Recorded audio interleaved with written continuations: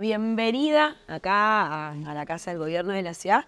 Hoy estamos con Teresa Torralba, que es psicóloga y es la directora de la Fundación INECO, y que básicamente el trabajo es cómo se desarrolla el cerebro y el mundo adolescente, de lo que hablas y lo que escribiste tu libro también.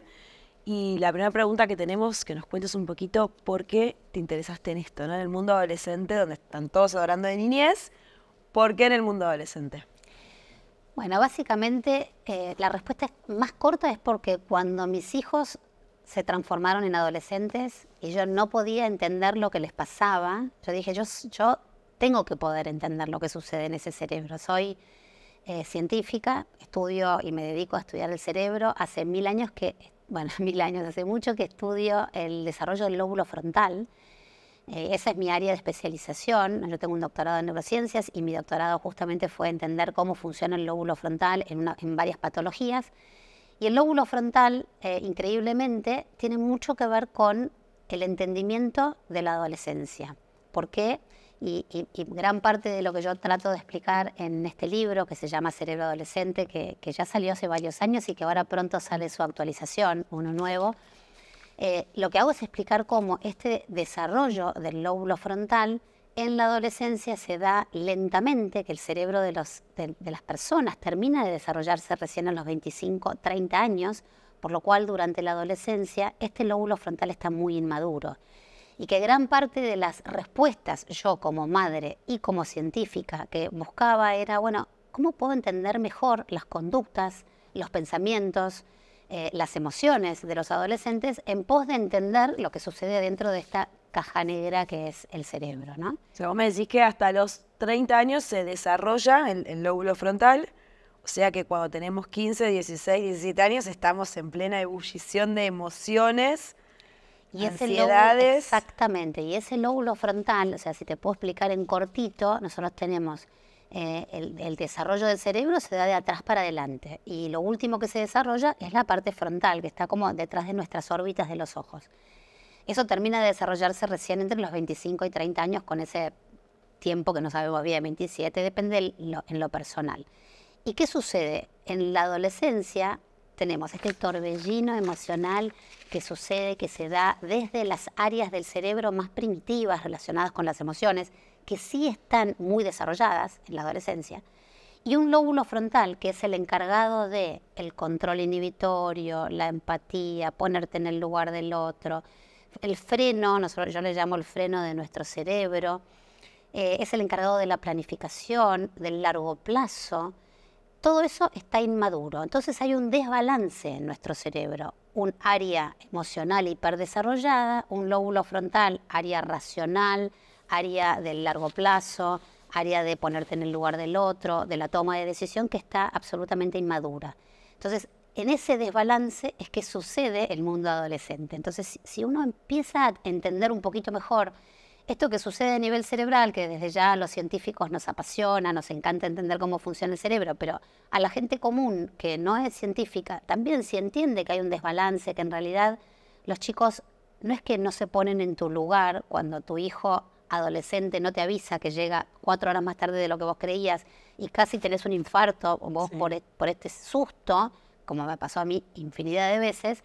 En realidad ellos están calibrando este sistema, están tratando de desarrollar este sistema. Entonces, no es para entenderlos 100%, entenderlos sí, no es para justificarlos, pero sí para entender cómo funciona este desbalance cerebral. Y que recién alrededor de los 25, más tirando a los 30, por múltiples motivos, en esta adolescencia cada vez más extendida que todos sabemos que existe, es que recién se pueden calibrar y entonces recién ahí tienen las habilidades necesarias y el cerebro tiene, digamos, la base necesaria para poder gestionar estas emociones, tomar estas decisiones, etcétera, etcétera. Pero si llegamos a los 30 con o sea, desparejos, por decirlo de alguna manera, ¿cómo lidiamos como padres con este hijo adolescente de 16 años que sale, que no me avisa, que le decís tenés que volverte en tal auto y que se termina volviendo en el otro? ¿Cómo llevas esa relación? De una manera que sea armoniosa, porque muchas veces esas relaciones terminan mal y tienen consecuencias peores. Bueno, lo primero es el entendimiento, Agus. Para mí, eso lo creo en todos los aspectos de la vida, ¿no? Cuando uno conoce más, actúa como con más libertad y también con más seguridad, ¿no? Entonces, para empezar, para mí es importante que los padres entiendan cómo funciona el cerebro de los adolescentes. ¿Por qué les pasa lo que les pasa? ¿Por qué los pares son más importantes que las figuras parentales?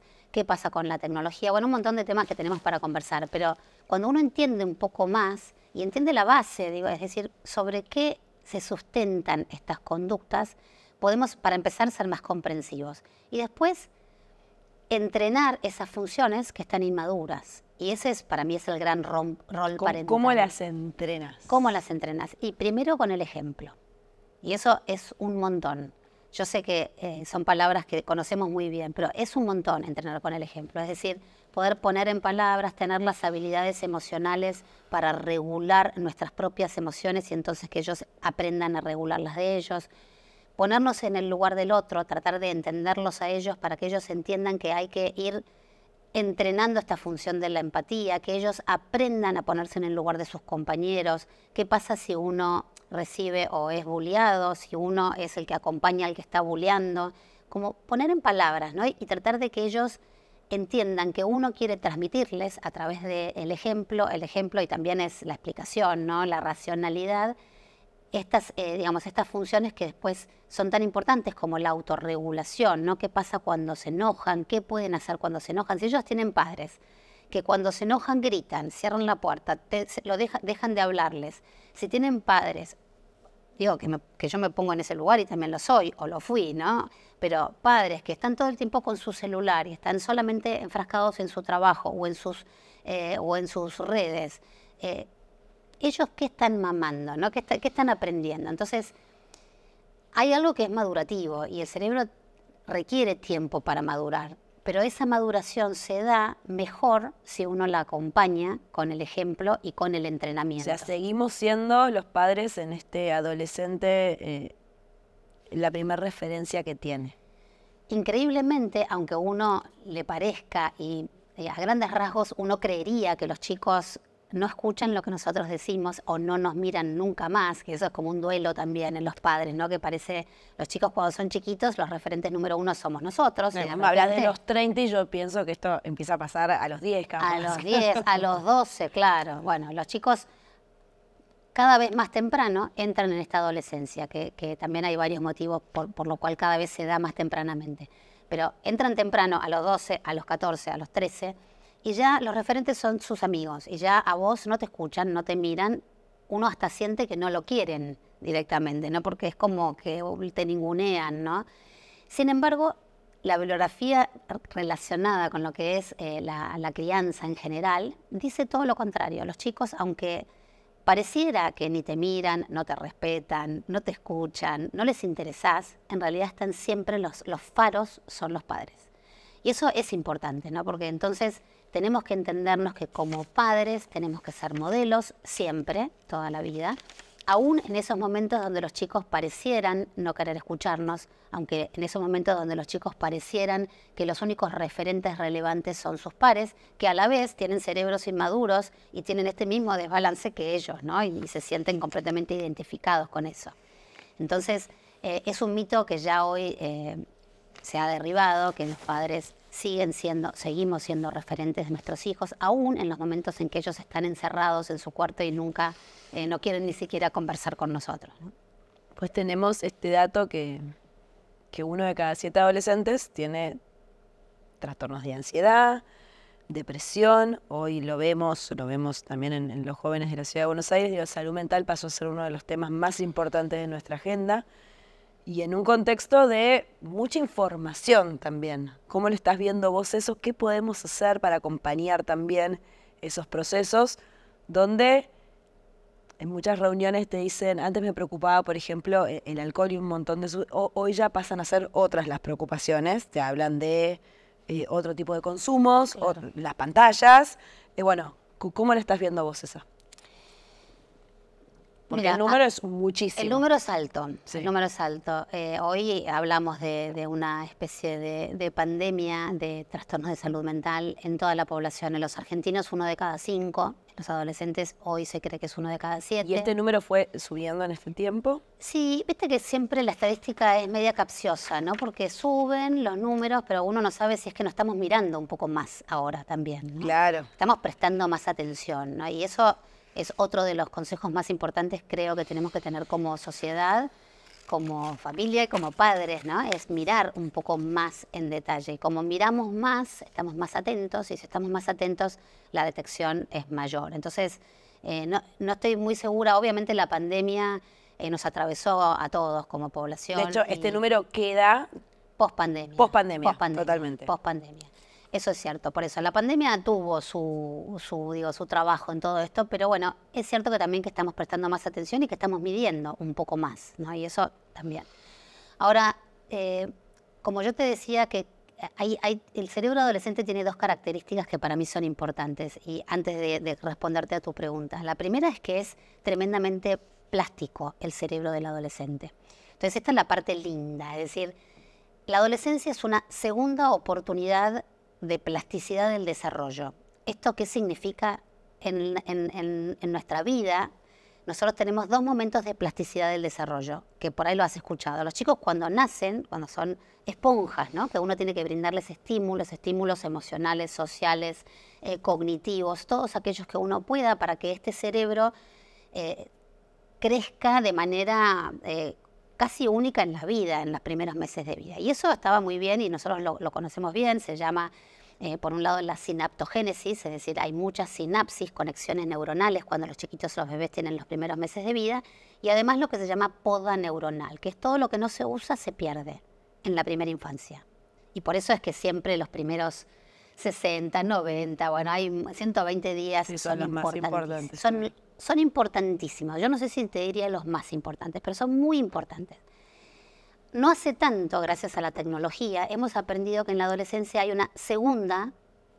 segundo momento de plasticidad del desarrollo. Vuelve a pasar lo mismo. Eso que pasó en la primera infancia, vuelve a pasar en la adolescencia. ¿Qué quiere decir?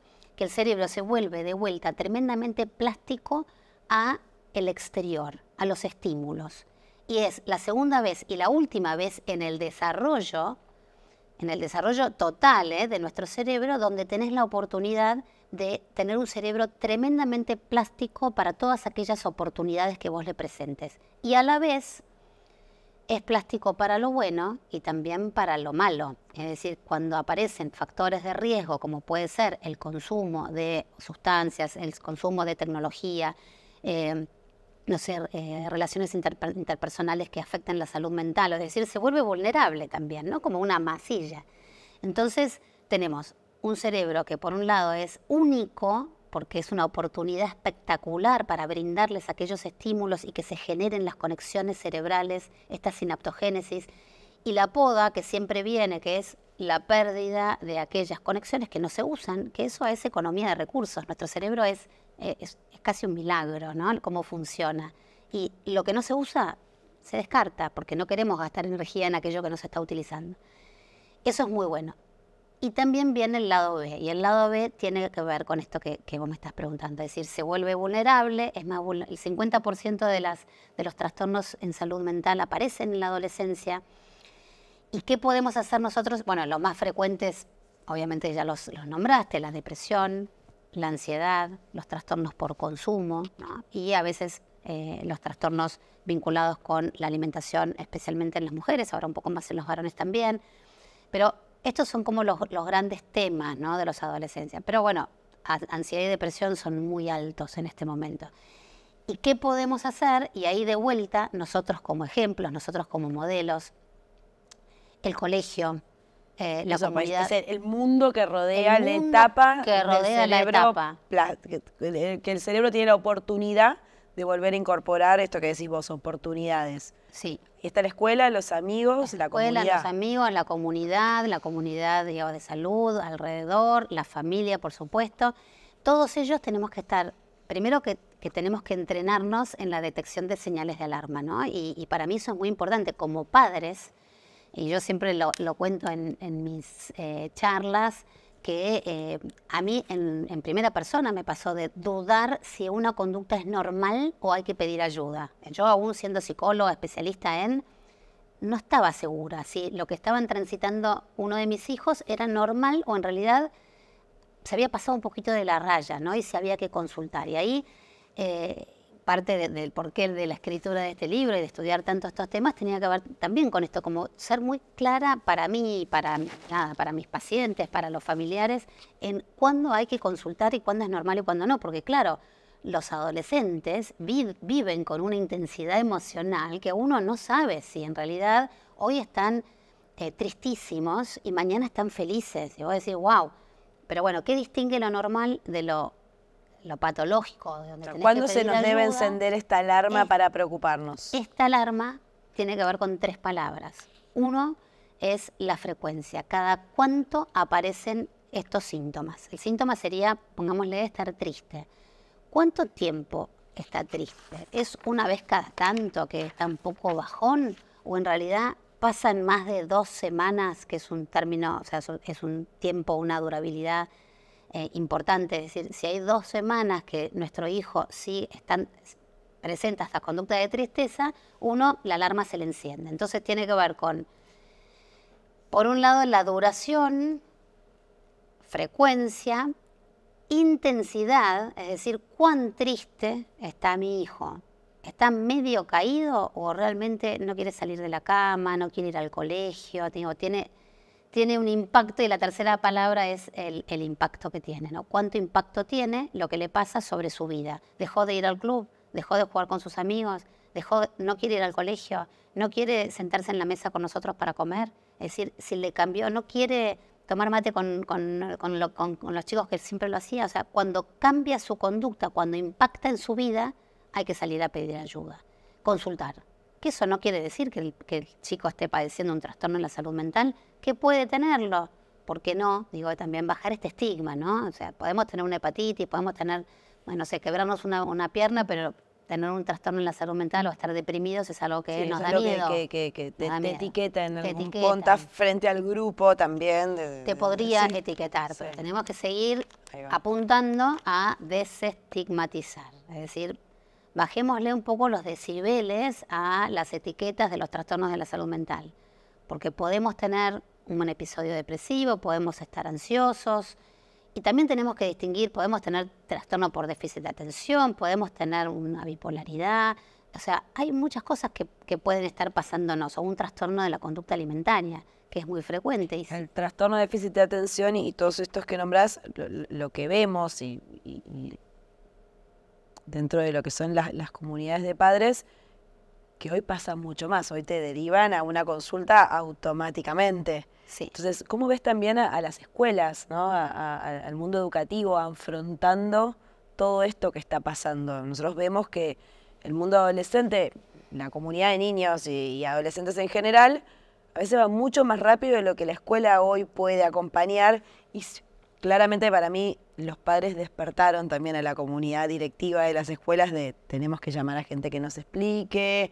En las escuelas yo veo que hay muchas más charlas como estas que se van generando con grupos de padres, pero bueno, fue toda una revolución, creo que hacia adentro del mundo educativo, entender este despertar que hoy estamos mirando mucho más. Totalmente, totalmente de acuerdo, un poco por pedido de determinados grupos de padres que realmente están preocupados por la salud mental de sus hijos. Creo que durante mucho tiempo el sistema educativo y el sistema de salud estuvo un poco desconectado. Totalmente. Y entonces empezar a conectar salud y educación, porque en realidad somos personas íntegras, que todo sucede en el mismo lugar. Entonces todos los ambientes, digo, tienen que estar informados y tienen que estar educados en lo que son estas señales de alarma.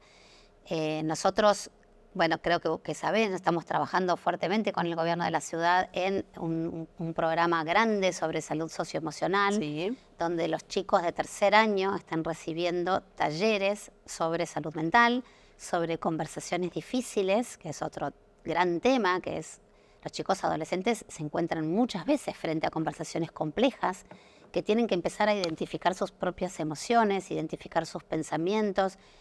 Están aprendiendo, y esto estamos muy contentos en esta tarea, de brindarles un kit de herramientas frente a las cosas que suceden, porque los trastornos, cualquier tipo de trastorno de la salud mental, aparece cuando uno no tiene las herramientas de afrontamiento necesarias para hacerle frente a la situación en la que está viviendo, ¿no? Entonces, es como, todos tenemos un poco de estrés, digo, vos lo tendrás, yo lo tengo, los tenemos todos desde ya. Sin embargo, lo importante es, bueno, ¿cuáles son las estrategias de afrontamiento que yo tengo y que yo puedo brindarle a los alumnos, a mis pacientes, a mis hijos? O sea, el trabajo va acá con el docente, que sé que en eso Gobierno de la Ciudad está, bueno, muchísimos pasos adelante que en otros lados, pero digo, el trabajo con el docente es importantísimo.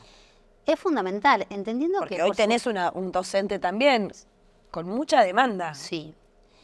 Hay que entender que el docente tiene su rol particular, ¿no? De poder transmitir conocimiento, abrir o brindarles experiencias educativas más que el aprendizaje puro, más que la transmisión pura del conocimiento. Pero también, yo siempre digo, para que se capitalice lo que uno quiere que suceda en el cerebro del adolescente, del alumno, ese alumno tiene que ser capaz de recibirlo. Y lo que nos sucede actualmente es que muchos chicos no tienen esa capacidad porque no tienen los recursos para poder afrontar sus emociones, y si vos no enfrentás tus emociones, o si vos no manejás correctamente tu emocionalidad, si vos estás atravesando un estrés crónico en tu casa por situaciones de vulnerabilidad o situaciones de violencia familiar o situaciones las que fuere, ¿cómo vas a aprender? Digo, ¿cómo va a aprender ese cerebro, ¿no? Hablando en la parte más de las neurociencias, ¿cómo va a ser ese cerebro? Va a estar listo, plástico para recibir la experiencia educativa si en realidad está atravesando momentos que no le permiten, porque nuestro cerebro está preparado para aprender, nuestros hipocampos, que son las estructuras, unas estructuras importantes para la memoria, para memorizar, para aprender. Cuando uno está bajo estrés, no aprenden. Entonces, ahí tenés el huevo y la gallina. O sea, hay que trabajar todos juntos, si no, no vamos a llegar a ningún lado. Y no quiere decir que sea sencillo, pero quiere decir que estamos aprendiendo y lo estamos entendiendo como comunidad más general, ¿no? Ya sea por necesidades que traen las familias, por colegios o por gobiernos o por, no sé, secretarías que creen en estos conceptos y que les parece importantes. Y porque también como nación, creo yo, cada vez entendemos más, digo, y como comunidad general, ¿no? Entendemos más que los cerebros, o sea, la salud cerebral es clave para toda la vida en sociedad. Sí, mismo para la economía del país. ¿Entendés? Hoy empezaste diciendo ponerse en el lugar del otro y la empatía. O sea, y creo que son dos conceptos que se aplican no solo en el mundo adolescente, sino creo que hoy le está pasando a nuestro país en su máxima expresión, que sería un gran cambio para cada uno como sociedad. Creo que el gran paso como cultura ciudadana que deberíamos dar, que es poner estos dos valores en práctica. Y también dentro del mundo de la educación lo que vemos es que también lo que nosotros, esto totalmente como madre, digo, uno antes pedía un montón de contenidos que hoy sé que acceden de cualquier otra manera, y hoy es más el cómo llegas a esos contenidos y el que se sientan contenidos ellos dentro del colegio, que en definitiva el resultado que hoy, bien, digo, en una aplicación es un idioma. Sí, yo creo que la gran transformación educativa, y por supuesto no siempre digo, soy muy cauta porque yo vengo del área de la salud y no de la educación, aunque cada vez estamos un poquito más cerca. Sí creo que a donde vamos todos o a donde entendemos que hay que apuntar es esta educación con sentido. Y con sentido ya no tiene tanto que ver con la transmisión del conocimiento en sí, como decís vos, en cualquier aplicación conseguís la información que necesitas, sino que esa información vos la puedas de alguna manera plasmar dentro de tu mapa de propósito. ¿Para qué sirve esta información que yo estoy teniendo? Y entiendo que cada vez más el mundo educativo va hacia ese lado, ¿no? A buscar proyectos que, por supuesto, hay que aprender. A mí muchas veces me preguntan, o sea, ¿todavía necesitamos memorizar qué es lo que pasa hoy en día, usamos el teléfono, no sabemos el teléfono de tu marido, no sabes el teléfono de tus hijos, porque está todo ahí. O sea, ¿qué pasa con nuestro cerebro? Se está reconfigurando. El cerebro se reconfigura porque es plástico, es adaptativo, entonces se adapta a lo que está Todavía sucediendo. necesitamos memorizar, porque creo que pregunto acá 3 números de teléfono y nadie se sabe 3 Nadie de se lo sabe, memoria. es que no necesitamos memorizar. Okay. O sea, no necesitamos. Yo soy neuropsicóloga, así que me dedico a eso. No se ejercita, no es algo que... Lo podés ejercitar Ok. y no te va a hacer mal. O sea, podrías ejercitarlo. Yo siempre digo, si vos tenés ganas de irte al supermercado con la lista, te aprendiste la lista del supermercado de memoria, aprendela. Es un buen ejercicio. ¿Por qué? Porque estás desafiando y saliendo de la comodidad de la lista en el teléfono. Y eso, para el cerebro, cualquier desafío es bueno. Los desafíos son buenos. Si vos querés memorizarte, no sé, una poesía de Becker, me parece espectacular, memorizarla, porque para el cerebro va a ser un lindo entrenamiento. Ahora, ¿lo necesitas? Mi respuesta es no.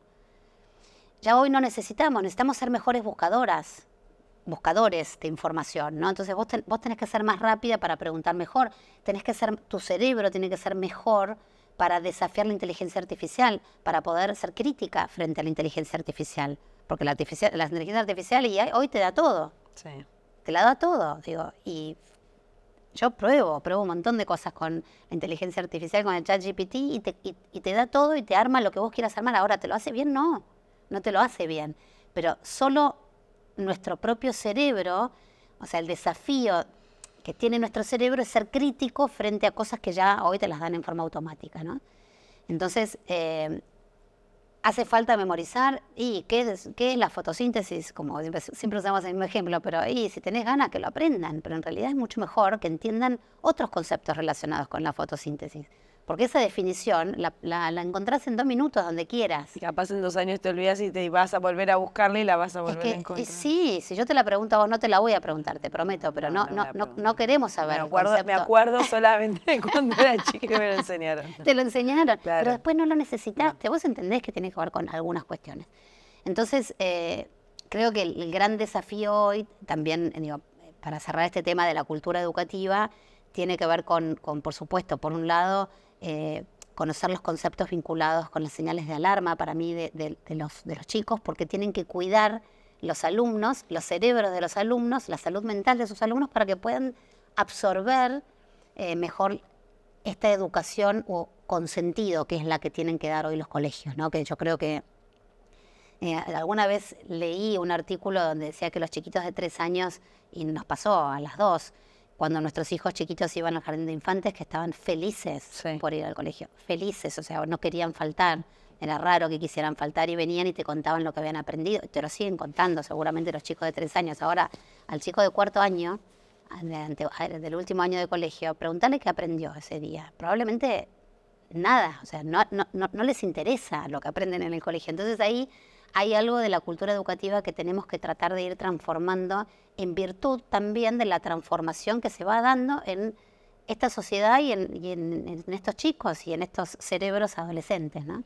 Y en este cambio que se va a dar, que se viene dando en la educación, en distintos momentos, ¿no? Porque, yo en eso resalto siempre mucho lo que pasó en el gobierno de la ciudad y la medida que se tomó de restringir el uso de pantallas, que en provincia todavía estamos como trabajándolo mucho más, porque lo vemos que, y ahí se hablan con el uso de las redes y demás, 2 conceptos que se nos vienen, que son está bien, está mal, la libertad responsable, que fue otra palabra y otro valor que se tiró sobre la mesa. Bueno, confiemos y trabajemos con libertad responsable, y hoy tenemos un adolescente que puede pasar 6 horas por día frente a un celular, y un adolescente que termina siendo casi una jornada laboral.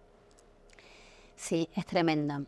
La verdad que es tremendo, es un problemón que hay que ocuparse, ¿no? Que estamos tratando todos de ocuparnos, ¿no? Del abuso del celular, de la tecnología y a la vez cómo logramos el uso responsable de la tecnología. Como siempre decimos nosotros, no hay que demonizar a la tecnología. Sabemos que el celular tiene muchas virtudes, ¿no? La tecnología tiene muchas virtudes y no las vamos a desconocer. Los chicos aprenden un montón, muchos chicos tienen relaciones interpersonales muy lindas a través de las redes, crecimiento personal, altruismo, activismo. Digo, hay muchas virtudes que yo estoy segura que tiempo atrás uno no se las podía imaginar que iban a suceder. De hecho, muchas veces los chicos aprenden a detectar estas señales de alarma de su salud mental es a través de las redes, piden ayuda a través de las redes o de la tecnología. Ahora, por otro lado, también sabemos que hoy alrededor de más de 3 horas, vos hablas de 6 y sabemos que los chicos pasan más tiempo que eso todavía, pero más de 3 horas ya es nocivo también, ¿no? Como que ahí tiene un impacto directo sobre la salud mental. Ahí afecta directamente sobre la salud mental, Sí. sobre nuestro Sobre proceso, nuestro cerebro. este cerebro plástico que Sí, vos nos decís en sí, la adolescencia. Sí, afecta. Okay. O sea, se cree que 3 sería el límite, Ok. 6 es lo más habitual, digo, la gran mayoría de la gente lo usa 6 horas, y es cierto que no es lo mismo usarlo para estar todo el día navegando y mirando las redes que estar trabajando, aprendiendo o estudiando, ¿no? Como que el qué estás haciendo con la tecnología tiene mucho que ver. Si no, metemos todo en la misma bolsa y tampoco sirve, ¿no?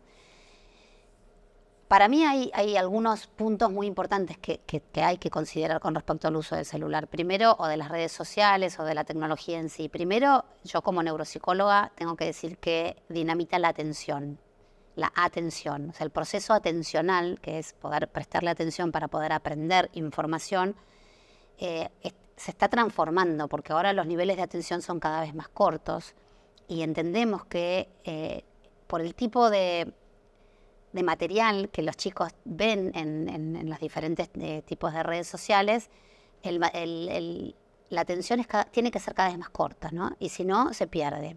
Y como nosotros y nuestro cerebro funciona de manera adaptativa, se adapta a lo que recibe, estamos frente a ahí una controversia, ¿no? Estamos tratando de que por ahí en las clases los chicos estén 45 minutos prestando atención a algo, a un tema, pero a la vez durante aproximadamente 6 horas en el celular están viendo reels que duran segundos, y si es 1 minuto es un montón. Y te habrá pasado, yo a veces tengo discusiones con mis hijos, yo les mando un mensaje que dura 1 minuto, porque es algo que le quiero contar que dura 1 minuto. No lo quiero hacer más corto, dura 1 minuto porque tiene un principio, un desarrollo y un final, lo que yo quiero decirles, y les parece un montón. Entonces yo les digo, es que el tema merece más de 1 minuto, van a tener que escucharlo, inténtenlo. ¿Qué voy a hacer? Yo no voy a, mamá, más corto. No. Entonces, digo, porque nos pasa a todos, ¿no? Entonces, y yo entiendo, a mí también me llega un audio de 3 minutos y digo, wow, pongámosle por 2, pero estamos como con un problema ahí, ¿no? Sí. Entonces, un problema donde los estímulos que vienen de afuera, el mundo externo, nos dice algo o funciona de una manera, y por otro lado las necesidades funcionales de nuestro cerebro son diferentes. Entonces, uno de los perjuicios más importantes que yo veo es la atención, y por eso me parece que para el sistema educativo también es complejo, ¿no? Porque un docente, yo soy docente de la universidad, pero un docente de chicos, de adolescentes, entiendo que es trabajoso, ¿no? Que te presten la suficiente atención. Digo, más allá de que el teléfono, pongámosle que esté fuera del aula, igual, pero el cerebro ya se está acostumbrando a otro mecanismo, ¿no? Y después otra cosa que a mí me preocupa especialmente es que muchas veces el uso masivo o indiscriminado del celular enmascara el no conectarte con algo que te está pasando. Lo que te está pasando. Sí. Y eso sí me parece que es otro de los problemas grandes a los cuales hay que enfrentarnos, ¿no? Que es cuando sacamos el celular nos encontramos con lo que nos pasa, y cuando a veces no nos gusta y a veces no tenemos recursos para hacerle frente. Entonces tenemos que hablar de estas cosas, ¿no? Poner recursos sobre la mesa para entender que es más fácil meterte a ver reels durante 4 horas sí. de otra gente. Que le pasa el aburrirse gente. no es una opción. No es una opción. No es una opción. Y conectarse, ¿no? Aburrirse, que es clave, nos hemos aburrido nosotros seguro de chicos, y además conectarse con lo que te está pasando y conectarte con la naturaleza. Y después esta desproporción que también está bastante estudiada, que los chicos que más usan el celular y están en redes sociales, menos están con amigos menos están haciendo deporte, Sí, menos total. están conectados con la naturaleza. Es una relación directa. Digo, porque si vos usás 6 horas para el celular, poco tiempo te queda para el resto de tu vida. Digo, una vida Totalmente. Si el día tiene 24 horas y eso todavía no lo todavía podemos no, cambiar. y además hay que dormir 8 horas. Bueno, ¿no? y ahí va, si tuviésemos, para cerrar, Teresa, que es súper interesante, elegir 2 o 3 consejos que se puedan llevar los padres de cómo ayudamos al desarrollo de este cerebro plástico, de esta oportunidad que tenemos como padres de hijos de 15, 16, 17 y me animo a decir 18, Sí, 19, sí. escuchando, a veces uno siente que ahí se terminó lo que No. uno puede hacer, pero claramente escuchándote a vos me digo, bueno, pará, hay 20. Tengo incluso 7, 8 años más para trabajarlo. ¿Qué podemos hacer para acompañar este cerebro de nuestros hijos? Hablaste del ejemplo, hablaste de ponerse en el lugar del otro. ¿Hay algún hábito en esto? Sacar el teléfono por rato, que ya a los chicos, ya no sé si a un chico de 16 años le puedes sacar el teléfono. ¿Algún que otro consejo que nos podamos llevar para trabajarlo?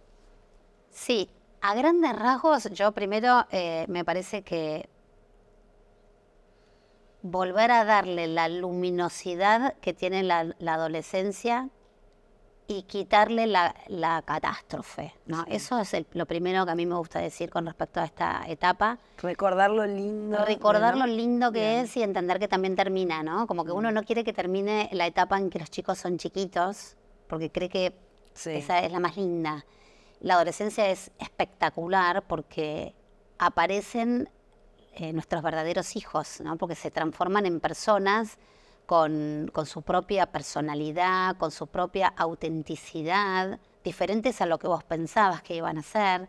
Yo creo que ese descubrimiento es fascinante. Entonces, digo, primero ahí, mirar la parte linda, ¿no? Olvidarnos de las catástrofes, de los riesgos, del alcohol, del consumo, de todos los miedos que tenemos como padres frente a la falta de control absoluto frente a nuestros hijos, ¿no? Entonces, la parte linda es clave y a la vez eso resalto la plasticidad del desarrollo, ¿no? Que no todos sabemos que es la última vez que los chicos tienen un cerebro tan plástico para recibir experiencias que nunca más en su vida se van a olvidar. De hecho, hay como un estudio muy interesante sobre la memoria en la adolescencia que se hizo con un grupo muy grande de personas grandes, mayores, que le preguntaron cuál era el recuerdo que más recordaban de su vida y siempre fue adolescente, fue durante ese periodo. Porque en ese periodo, donde hay esta como tremenda ebullición emocional, donde las emociones están a flor de piel, donde todavía el cerebro está en desarrollo, donde está plástico, las huellas mnésicas son más fuertes que nunca. Entonces, otro consejo para los padres es, wow, esta etapa es única para crear los mejores recuerdos que podamos crear en nuestros hijos, ¿no? Entonces, esta es toda la parte linda que a mí me gustaría resaltar. Y por supuesto, después sí creo que la comunicación, que hoy no hablamos mucho, pero la comunicación es muy importante. Cada vez, por suerte, hablamos más, creo. Sí.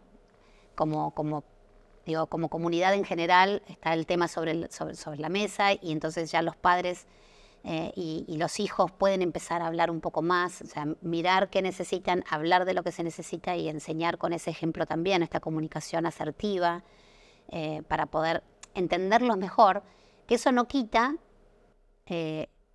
no quita este concepto de que hay que poner límites también, ¿no? Los padres somos padres, no somos amigos, digo, porque no quiero caer también en ese lugar donde todos los chicos tienen razón en todo y hay que escucharlos en todo y cómo se sienten, entonces si no quieren hacer eso que no lo hagan. Y no, o sea, hay un adulto y un adolescente y el adulto siempre tiene ese lugar de adulto que es el referente, es el modelo, es el que pone los límites con mucha amorosidad y con mucha claridad y con mucha comunicación, que eso no se hacía en otro momento quizás. Antes era una bajada de línea, ¿no? Más verticalista. Hoy los padres necesitamos explicar, pero con solidez también, ¿no? Entonces eso también me parece bastante importante. Bueno, cierro, muchísimas gracias y claramente la adolescencia se convierte en una oportunidad, creo que en una segunda oportunidad como padres para replantearnos y para vivir cosas distintas desde lo lindo también, en este mundo lleno de información que a veces nos recuerda tanto los desafíos, pero los desafíos son lindos y tenemos la oportunidad única de volver a trabajar eso que nos quedó capaz pendiente y que no es hasta los 16 o a los 17, sino es mucho más hasta los 25, Por lo menos. 30 Ujú. años. Tal Así que cual. muchísimas gracias. Un placer a vos.